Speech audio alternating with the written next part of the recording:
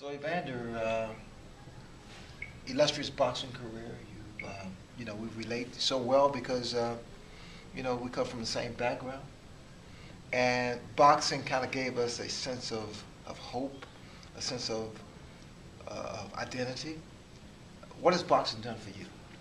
Well, boxing have changed my whole life for good, most part. You have some bad spots, and the point of proving that you love what you do. And from a guy that come from the poor environment that I came from, and being able to see Leon and Michael Spinks in the Olympic team, and that would inspire me to have goals to go to the Olympic, because I remember seeing your interview, and you were very articulate. And so when nobody in my family was articulate, so people told me I couldn't be like you because you dumb. You can't even express yourself. Well, but when it came down to Leon and Mike, when they seen them, they brothers and said, that's my brother, that's my brother. They couldn't even interview them. But they won gold medals. Right. So everybody that's out there represents some family. I'm telling you, everybody out there on TV represents somebody. So it was the Spinks brothers that, if they had two, they the only people with two people made the Olympic team at the same time. That gave me hope. So I made the Olympic team.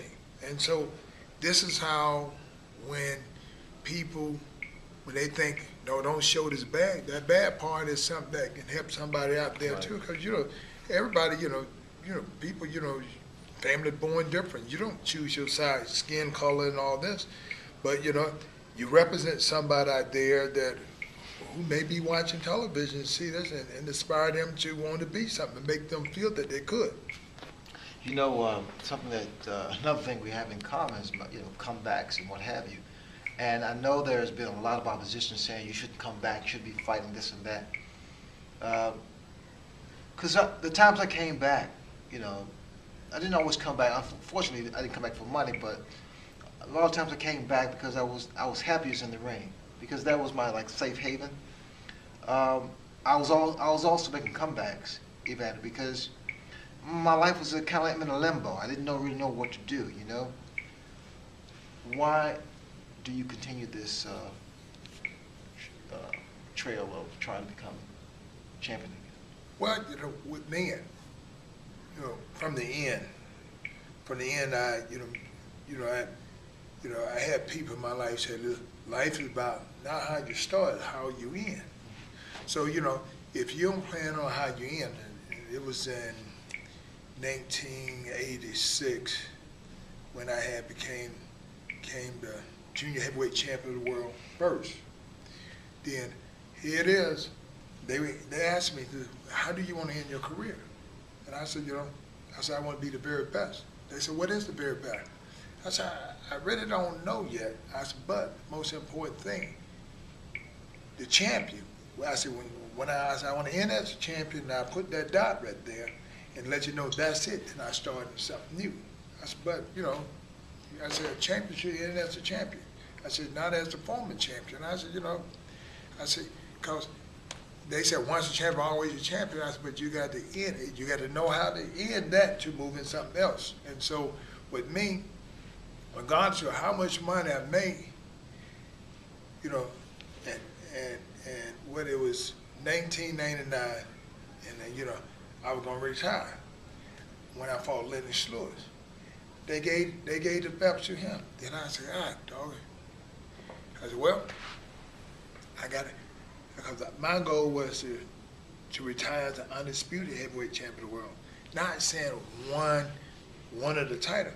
I wanted to say, in my era, I was the very best, and that's it. I said, I knew that when it's over, there's going to be more champion, but I just want to, that's it. You want to retire as champion. Yeah. And naturally, I want to do that also. I think we all want to do that. But it's always when we do retire, whether it's the money or just the fact that we enjoy, being in the spotlight, which is all good things. But I don't know, I kept coming back again. I kept coming back, and how old are you now, by the way? 49. 49. And you know, whereas they're back in the day, they said, 30 years old was old. When I came back to fight Hagler, I said, Ray's old. He's not in prime now. He's older now. I'm 30 years old. I'm like, wow.